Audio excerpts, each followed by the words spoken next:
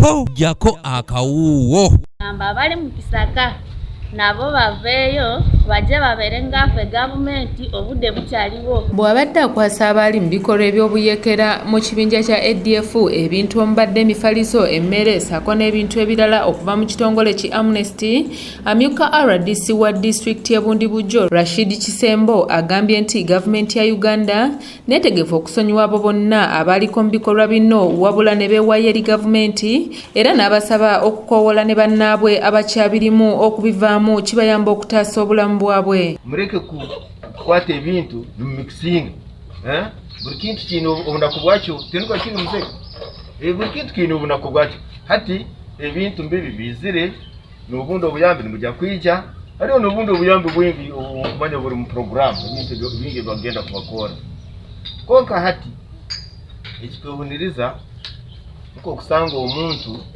ora hano ikeire mu businge kandi olimu n'ocoordinatinga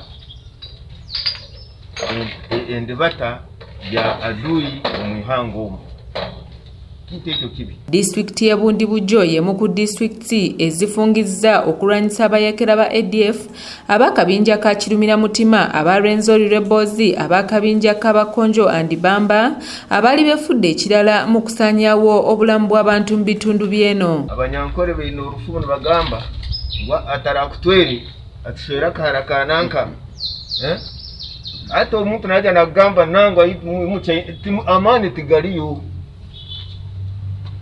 hati imwe nimwe mukimanyire ngo kuri amani tukakozere tigaliyo ahakuba mwikera hano twikera hamu bitukora hamu bitukora byona tihene karo Reverend Thomas Kisembo nga ye commissioner mu kitongole ki Amnesty agambye nti omuntu eyesonyiwa ebikolwa bino gavumenti emusonyiwa omulundi gumu gwokka nga bw'abiddamu abeera mu kaseera kazibu wasinzidde okusaba abavubuka okuba abakozi bave mu kulowoolezanga mu bikolwa nga bino. Chance ekyalo bakoreki beije kandi n'abagenzi baita bali abanyakuli omuliitwe abakyalina enteekerezo y'okugamba nti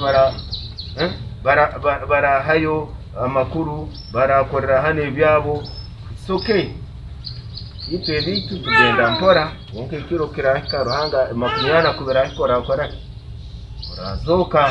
Omukwanaganya w'enteekateeka eno mu bitundu by'e Rwenzori Ronald Sekatawa agambye nti bonna abalekulidde ebikolwa bino bakulondoolwa okulaba ng'embeera zaabwe za bulijjo zitambula bulungi mu mbeera ennambulukufu. We felt very sorry over that incident. But for us, our mandate is to make sure we convince these people, we talk to them, and they come out. But if somebody decides to do double dealing, that is dealing with the ADF at the same time with the community, that's not our part. For us, we played our part, we forgave him, we gave him amnesty.